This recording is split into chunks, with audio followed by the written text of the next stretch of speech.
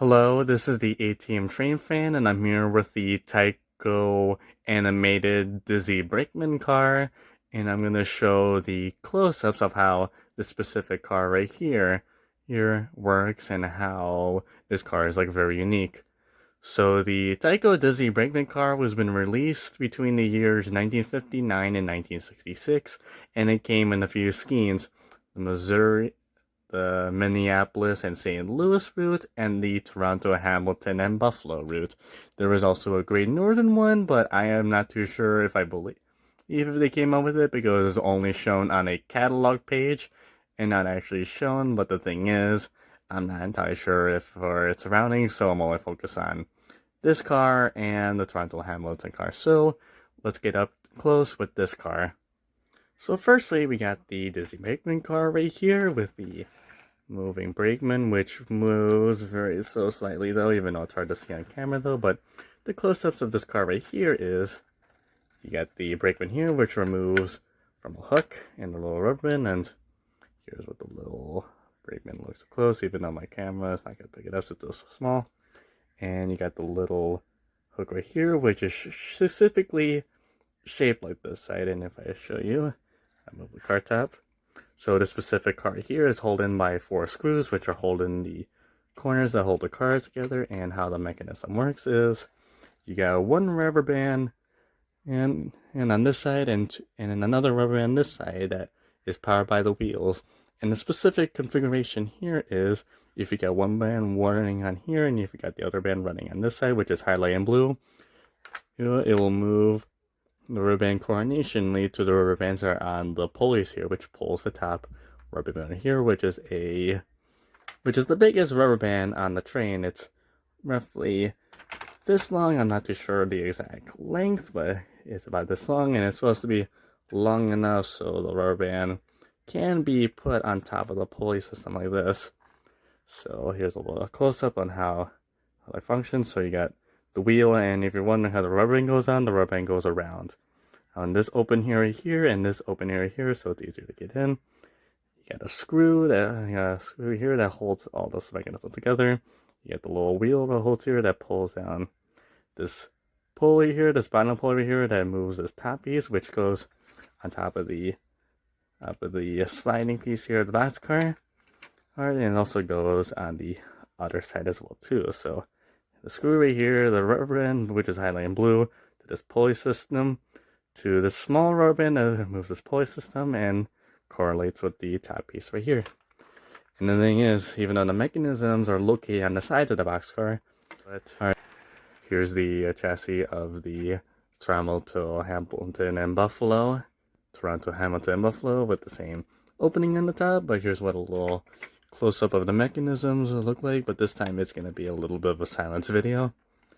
So with the rubber bands, one rubber band goes on this side, which moves this roller, which this roller has been put with tape though to make it a little bit more like a grip, but I would not recommend it because it works as it's supposed to with that same bar like the other one.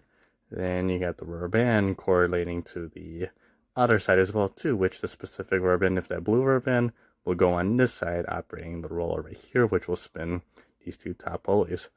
And here's a little close-up. But with this version, this one has a different color screw because this one's a slightly newer version, a 1661 version. And here's a little close-ups. Got a little roller pulley right here. And we got the other roller over here with the rubber band because the specific one here, one of the rubber bands sadly broke on my end. So with the recommendations, now I use small rubber bands like this, but also I use the little hair ties to put around the wheels, which here's a little example. You got your train right here, you put the rubber band around the wheel around this wheel, and lay it right on the top, just like that. Well, it's on the coupler. So like flat, like it's like flat to the roller and to the wheels, and once it rolls around, it's gonna roll around that one little drummer that's gonna spin this, but this one's not the operational one because it has a new fitting rubber band, so that's how it looks like up close. And there's the base. and a little up close on how that works. So we're gonna hook up the cars, and we're gonna be seeing these on a track with the train running in it. So see you there. Before moving on to the rollout, if you have any questions about a few details on the close-ups of the animated Disney cars or any other questions, please ask them in the comment section below of this video, and I'll tag them anytime I'm available. Either way, let's roll out.